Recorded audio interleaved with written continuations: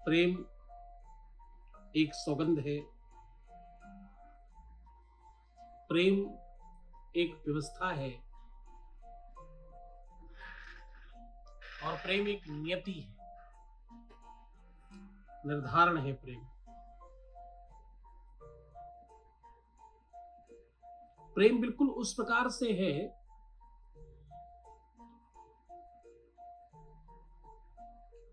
जैसे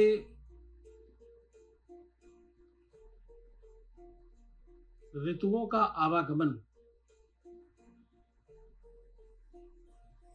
सारे के सारे गुणधर्म शरीर के हो सकते हैं, और प्रेम प्रेम आत्मा का गुणधर्म है। ये सबसे बड़ी बात है। प्रेम जो है वो आत्मा का गुणधर्म है। प्रेम जगत का ऐसा अनूठा स्वभाव, ऐसा व्यापक अनुभव है जिसमें मनुष्य स्वयं को भूल जाता है।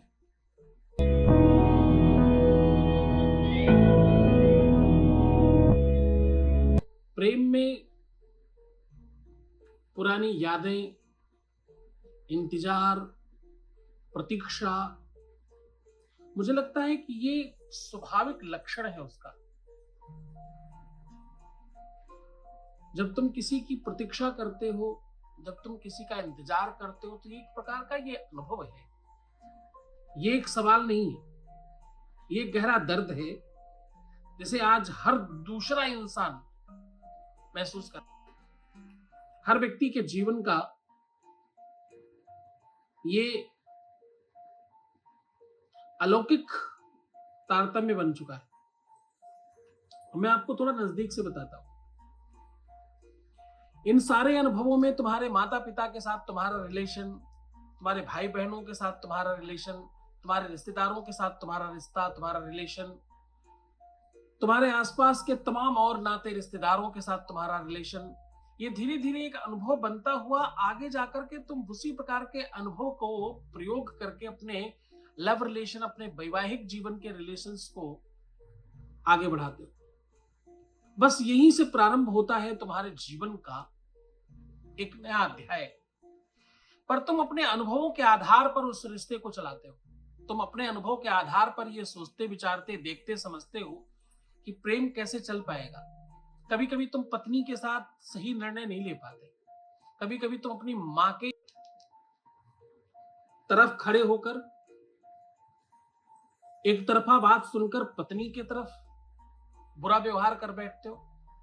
कभी कभी पत्नी की तरफ खड़े होकर मां से बुरा व्यवहार कर बैठते हो। इस देश में मैं सलाम करूंगा मुस्लिम संप्रदाय को एक विषय पर कि मुस्लिम संप्रदाय में आपको वृद्धाश्रम कम से कम मिलेंगे। क्रिश्चियंस में फिर भी ये परंपरा है, लेकिन सिख समुदाय में और मुस्लिम संप्रदाय में कम से कम वृद्धाश्रम मिलेंगे, जबकि हिंदुओं में वृद्धाश्रम की संख्या बढ़ती जा रही है। ये प्रेम की विडंबना ही तो है। जिसने तुमको पाला है, पोसा है, बड़ा किया है, खुद गीले में रहकर तुम्हें सूखे में रखी है, अगर तुम उसके नहीं हुए तो तुम सोच लो किसके और हो पाओगे। तुम किसके होगे और किस प्रकार के होगे।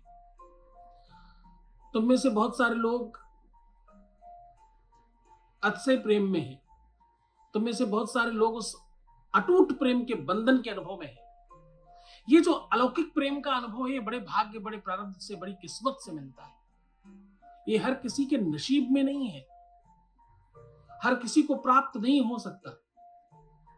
और तुम्हारा जन्म कुछ अलग हुआ है। तुम्हारा जन्म बिल्कुल अलौकिक है। तुम्हारा जन्म बताता है कि तुम स्पेशल हो, तुम खास हो, और तुम्हारे जीवन में एक महंगा अनुभव आने वाला है। उसका नाम है प्रेम। प्रेम एक तरह से अनुभव नहीं देता। प्रेम केवल हंसी मजाक, खुश सुख, बड़ी बेहतर फीलिंग ही नहीं देता। प्रेम में वेदना भी बहुत है, दर्द भी बहुत है, पीड़ा भी बहुत है।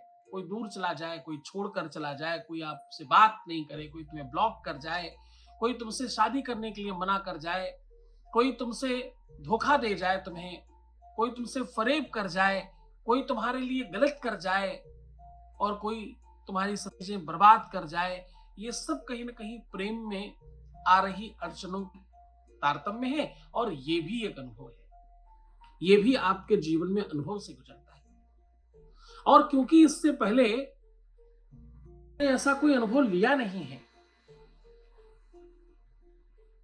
क्योंकि इससे पहले आपने इस प्रकार का कोई अनुभव प्राप्त किया नहीं, पाया नहीं है, तो ये जो अनुभव है ये आपको नया अनुभव क्रिएट करता है और सब चीजें अलग लेवल पे खड़ी करके देता है।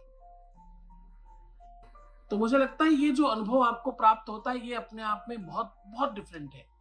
पति पत्नी के रिश्ते क्यों खराब हो जाते हैं? आपस में दो लोगों के रिश्ते अचानक कैसे खराब हो जाते हैं? कल तक सब बहुत अच्छा था, अचानक आज कैसे सब खराब हो गया? इसके पीछे अगर कोई बड़ा कारण है, उसका नाम है अनुभव।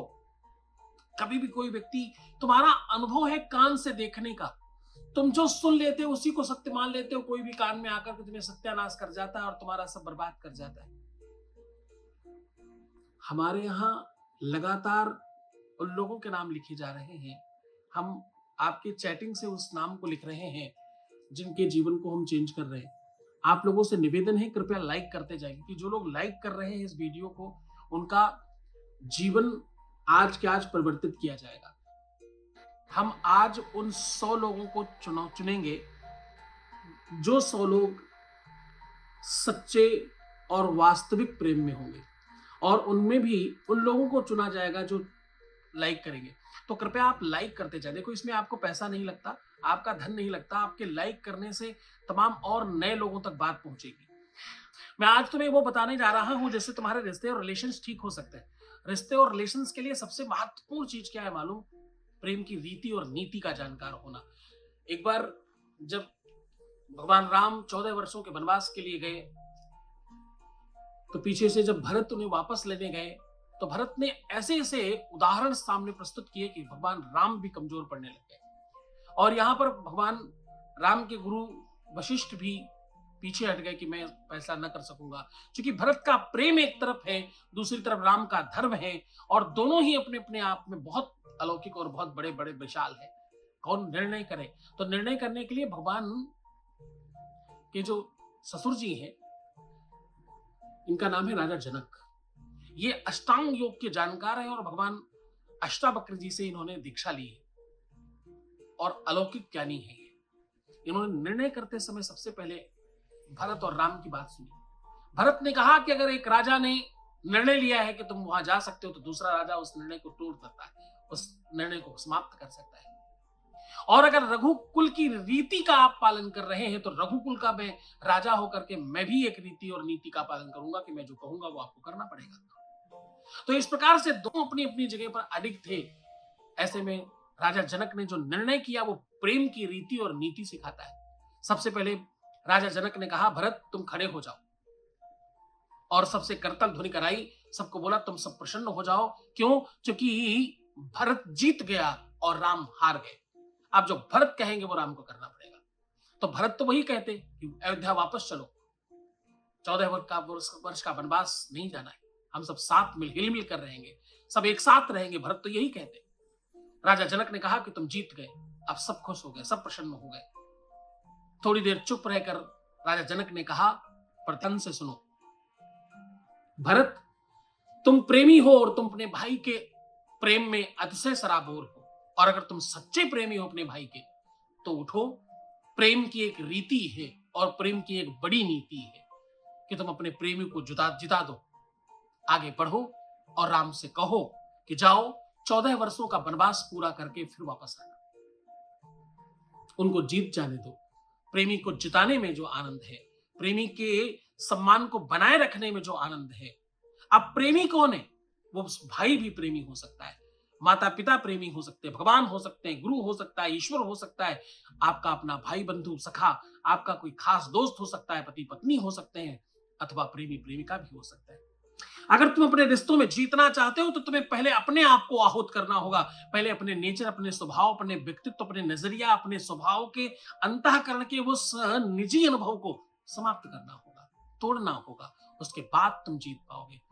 मैं फिर तुम्हें कहूं कि लाइक करने में कोई पैसे नहीं लगते, पर लाइक करने से तुम्हें कोई बहुत अच्छा वीडियो, हो सकता है आज तुम धक्के से यहाँ आ गए, हो सकता है आज चलते चलते तुम यहाँ पहुंच गए, लेकिन अगली बार तुम्हें परमात्मा की कृपा से सीधे ही चीज प्राप्त हो सकती है। न जाने किस क्षण कौन सा मोमेंट ऐसा आएगा जिस समय तुम्हें जगाया जाएगा और तुम जाग गए।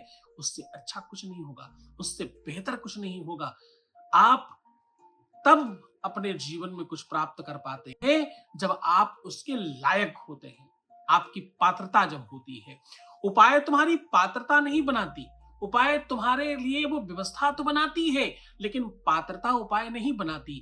पात्रता तो गुरु की कृपा से होती है, पात्रता तो धीरे धीरे सने सने सत्संग से होती है, पात्रता तो गुरु की शक्ति और उसके तपस्या से आपको मिलती है, पात्रता तो भगवत कृपा से प्राप्त होती है। पात्रता तुम्हारे जन्म से तुम्हारे साथ आती है और तुम धीरे धीरे उस पात्रता को अपने अनुभव से ही तो बनाते हो। जो तुमने अनुभव देखे, जो तुमने जाना है, जिसको बचपन से लोहे को सोना और सोने को लोहा सिखाया गया होगा, उसको क्या पता होगा? उसको लोहे को सोना और सोने को लोहा पता होगा, वही जान रहा होगा। ये अनुभव उसका तब टूटेगा जब कई बार प्रहार होगा, कई बार उसके सामने ये बात आएगी, तो हो सकता है ये अनुभव टूट जाए। इसलिए तुम्हें कह रहा हूं, एक अनुभव तो तुरंत चेंज करो। तुम्हें लाइक करने में कौन से पैसे लगते हैं भाई? लाइक करने में तुम्हारा क्या ही जाता है? एक अंगूठा और एक तुम्हारी उंगली का एक टच ही तो लगता है। इतने भर से तुम्हारे जीवन में न जाने कौन सा वीडियो अगली बार आ जाएगा और वो तुम्हारे मतलब का होगा, क्योंकि मैं तुम्हें हर बार जगाता हूं, तुम्हारे रिश्तों के लिए, तुम्हारे संबंधों के लिए, तुम्हें बड़ा आदमी बनाने के लिए, तुम्हें सफल होने के लिए, तुम्हें सक्षम करने के लिए कुछ मिनटें, कुछ सेकंड्स में तुम्हें करके देता हूं। इस देश में 4 ही जगत गुरु, 4 शंकराचार्य हैं और उसमें से एक मैं हूं। तो आप ये मानकर चलो कि आपको ये जो आज लाभ मिल रहा है, ये भगवत कृपा है। ईश्वर की कृपा से तुम धक्के से यहां तक पहुंचे हो। इस धक्के में तुम्हारा जीवन परिवर्तन होना सुनिश्चित हो गया है। ईश्वर ने कुछ नई नीति रखी है तुम्हारे लिए, ईश्वर ने कोई नई प्रणाली रखी है जिस कारण से तुम आज यहाँ पहुंच पाए हो। तो मुझे लगता है कि ये व्यवस्था पूरी तरह से बनाए रखो। इस मौसम में, इस मंथ में और इस कालखंड में उपाय तभी काम करेगा जब तुम्हारी पात्रता मेंटेन होगी, और पात्रता नहीं होगी तो तुम्हें कुछ भी प्राप्त नहीं होगा। तो अब करना क्या है? एक नए बर्तन में कटोरा, भगोना, लोटा, कोई भी ऐसी चीज लेना जिसके अंदर तुम पूरा रंग कर कुछ लिख सको। वो काबिलियत आपको बनाना पड़ेगा। भगोने जो जिनके मुंह बड़े होंगे वो ज्यादा अच्छा बर्तन होगा तुम्हारे लिए। अंदर की वो घी लगाओ, घी लगा करके हल्दी, रोली, अष्टगंध, केसर का लेप इत्यादि लगा करके अंदर एक रंग लगा दो और उसे थोड़ा हल्का सा सूख जाने दो। उसके बाद उसके अंदर अपने उस प्रेम का, अपने उस रिश्ते का नाम लिखना, उस व्यक्ति का नाम लिखना और साथ में प्रेमेश्वराय नमः लिखना। क्या लिखना? भगवान प्रेमेश्वर को याद करना, भगवान प्रेमेश्वराय नमः लिखना। और उस बर्तन के अंदर एक छोटा सा दिया जलाकर रख देना। ये रात भर रखना है। थोड़ी सी सांस रखिएगा ताकि दिया जलता रहे। ये अरेंजमेंट तुम कर पाओगे पूरे मानस, पूरी श्रद्धा, पूरी व्यवस्था के साथ करना। ये काम सांझ के समय किया जाता है, अंधेरे में किया जाता है। जितना देर से करोगे उतना ज्यादा कार्य करेगा। और सवेरे उठकर जो आपने अंदर अष्टगंध लगाया है उसमें थोड़ा कोयला लग गया होगा, इसको सबको खूब अच्छी तरीके से मिला के, मिक्स करके किसी भी छोटे से बर्तन में स्याही बना करके रख लीजिए। इस स्याही से अब जब तुम उस रिश्ते के बारे में जो लिखोगे वही ही होगा। तो एक व्हाइट पेपर पर, बिना लाइनिंग के पेपर पर लिखना शुरू करो और धीरे धीरे हफ्ते में 3 बार लिख सकते हो और कम से कम 21 बार लिखना पड़ेगा। तो ये कंटिन्यूटी रखना, वही लिखना जो तुम चाहते हो, पर स्वार्थ ना हो, प्रेम हो, वात्सल्य हो, ममता हो, समर्पण हो, त्याग हो और इसके पीछे कोई एजेंडा हो। ऐसा ही लिखना, तभी ये काम करेगा। इस स्याही से जो लिखोगे वो होगा। इस स्याही से जो भी कुछ कहोगे, जो भी कुछ करोगे वो होने लग जाएगा। इस स्याही को उतना ही बनाइएगा जितना उपयोग करने के लिए हो, क्योंकि अधिक एक बार की बनाई हुई स्याही 21 बार से ज्यादा लिखा नहीं जा सकता। उसके बाद उसका प्रभाव समाप्त हो जाता है।